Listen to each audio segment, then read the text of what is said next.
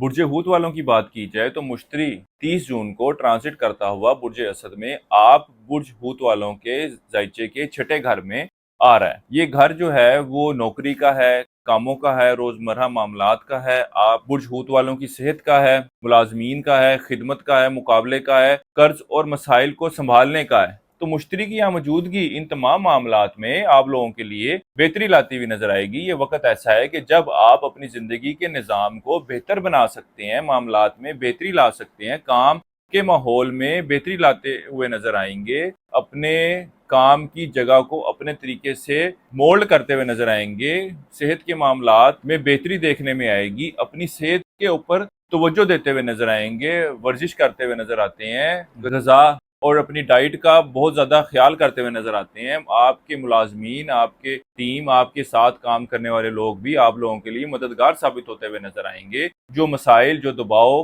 پہلے آپ کے لیے بنا ہوا تھا، یہ وقت ایسا ہے کہ آپ ان معاملات کو بہتر طریقے سے حل کر سکیں گے۔ آپ کے اندر اتنی طاقت ہوگی کہ آپ ان کو ٹیکل کر سکیں۔